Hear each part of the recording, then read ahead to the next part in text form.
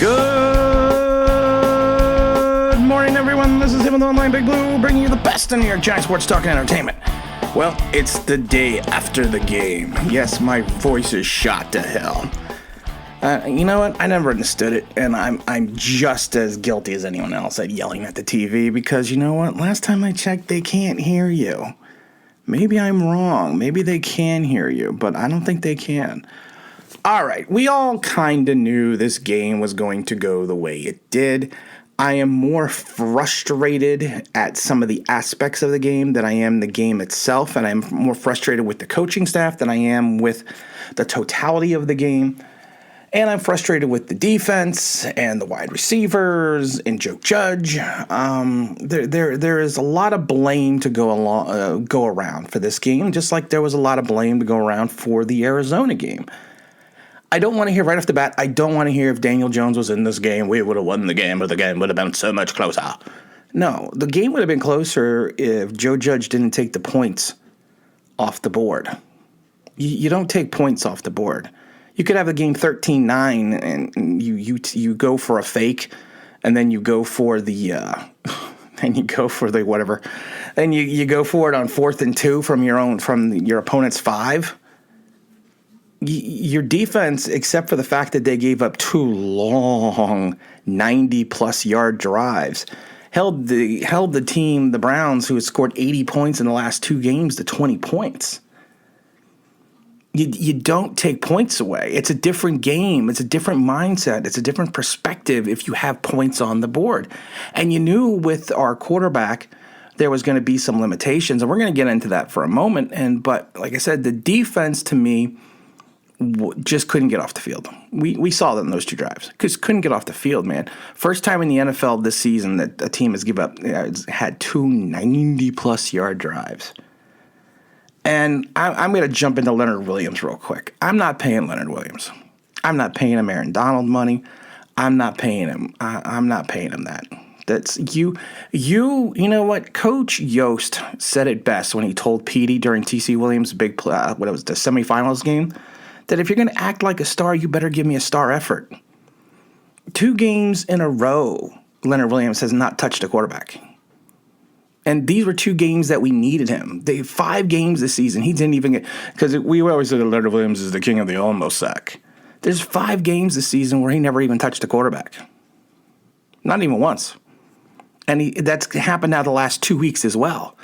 Leonard Williams has never played in a big game in his career in the pros. Never has. It's not his fault because he's played for the Jets and the bad Giants team. But I'm not going to take 8 to 9% of my cap and give it to a guy that is never going to be a consistent outside rush, a consistent pressure to the quarterback. I need someone that can get to the quarterback. We've talked about this a million times before. The almost sack doesn't do anything for me. You want to know why? Because, yes, there's a statistic referred to as pressures in the NFL. The problem is, and I've spoken to people that have worked and still work in the NFL, they'll tell you the big thing about the pressure stat. Unless you know the outcome of the pressure, that stat means nothing. The pressure, you could have a guy that has 20 quarterback pressures, and let's say on those plays the quarterback went 19 for 20 for 300 yards and 15 touchdowns. You need to know the result of the pressure. Not just he got pressure on the quarterback. Some quarterbacks thrive under pressure. Thrive when you bring the rush in their face. Not our quarterback, not Daniel Jones, but some do. And so you need to know the result of the pressure. So if you want to sit there and tell me you want big-time money, you want star money, the last 2 games when we needed you the most, where did you go?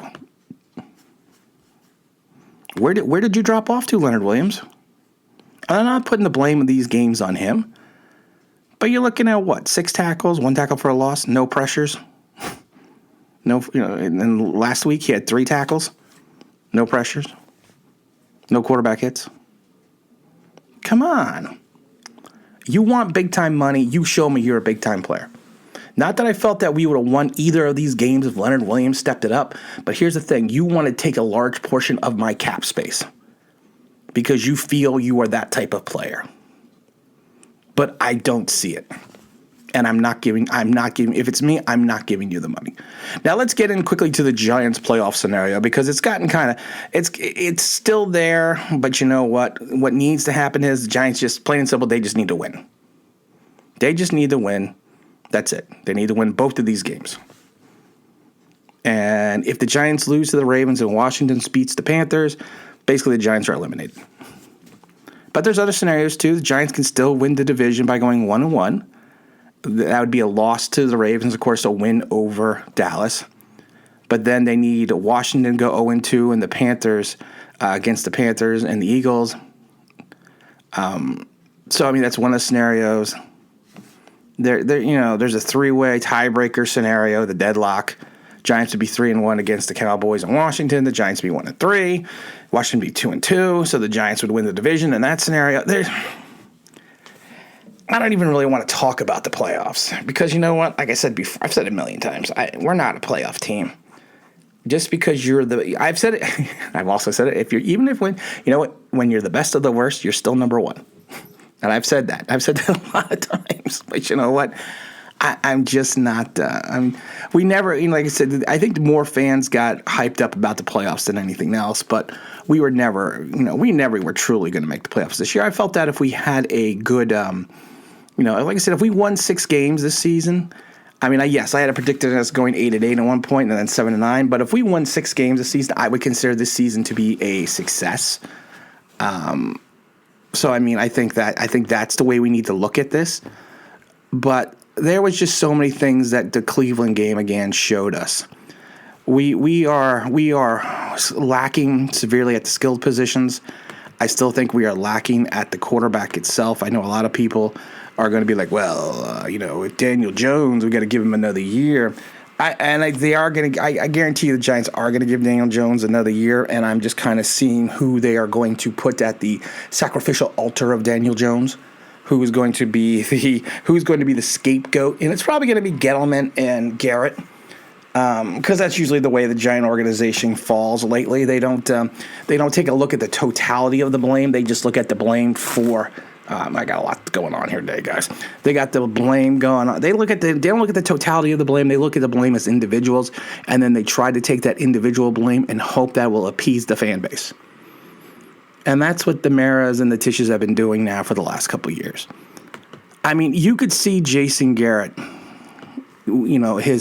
his play calling at times has been questionable, but I've said this before, he is playing to the strengths of his offense. And that's what he's doing. There's at least 2 of these games we should have won and lost because of Daniel Jones, and we lost the Philadelphia game because of the drop of Evan Ingram. So you cannot fully. Everyone's going to love to blame Jason Garrett and say fire him, fire him, fire him, and then they're going to point to the fact that Baker Mayfield has had 3 different offensive coordinators in his first 3 seasons, and this last season he's progressing again. But you know what? Baker Mayfield and Daniel Jones are not even in the same talent level. And I think people have to be honest with that. We need a wide receiver. We need at least 2 wide receivers. That's glaring.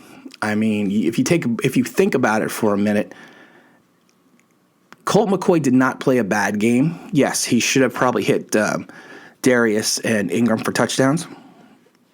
But he did not play a horrid game. He played you know what? If Daniel Jones played this game, we would have to hear how great Daniel Jones played because he didn't turn the ball over and he put his teams in the position to win. That's what we would have to hear. But he just didn't have enough on the pass to Evan Ingram. He should have hit Darius. We got away from the run way too early in this game. I don't know why. Cam Fleming had that big killer holding penalty against Olivier Vernon. And I was telling people last week, Olivier Vernon, Myles Garrett, he's a great player. I even said I was not really concerned about him. I was more concerned about Olivier Vernon. Vernon's gets sacks in bunches, and I think he's got like 7 in 5 games.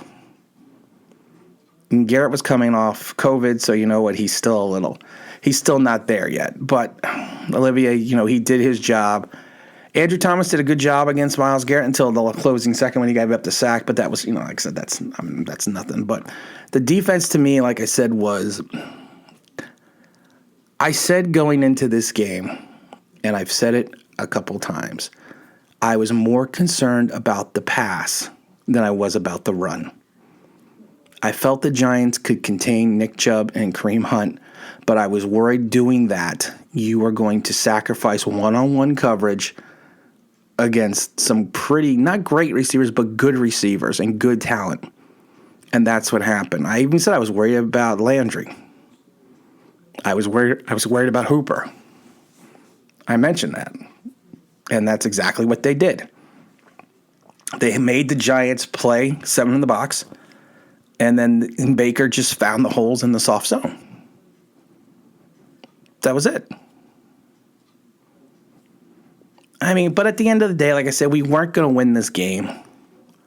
It was not going to be something that we were going to hang. I didn't think we were going to win. But you know what? It's a game that it could have been closer than it should have been. Joe Judge has got to maybe go read a handbook, a coaching handbook, because like I said, the first thing they always teach you never take points off the board, especially in a playoff game or a playoff type game. I don't care. You know what? You're not Doug Peterson. That's what you have to think about. You're not Doug Peterson, man. Doug Peterson got lucky and continued to get lucky that entire season. You're not him. I'm not saying they would have won the game if they had those points on the board, but you don't take points off the board. And I don't care if the Giants would have lost 20-9. You have a game that is 13-9 instead of 13-3. You have a different game. You have a different feel to the game. But our like I said, our playoff scenario is dim. All hope is not lost. I think we can. We're not going to make the playoffs. I would be like I said, I will be hopeful and grateful that we win 6 games. That's all. I'd be happy with that. I think that would be a successful season. I would hang my hat on that. Will Jason Garrett be around? I don't know. Will Dave Gettleman survive the Daniel Jones purge? I've never seen an organization so in love with a quarterback that has so many flaws. I really haven't. I haven't seen this in years. They're glaring. And it's funny, though, because like I said, you speak to people outside of the tri-state area and outside being Giants fans, they will tell you all the flaws Daniel Jones has. But you get into this 400-mile radius or 600-mile radius, he's the second coming. I don't know. But again, this is Tim with Online Big Blue, bringing you the best of New York Giants sports talk and entertainment. And as always, if you could subscribe, if you could ring that play thing, you know what that means, that'd be awesome.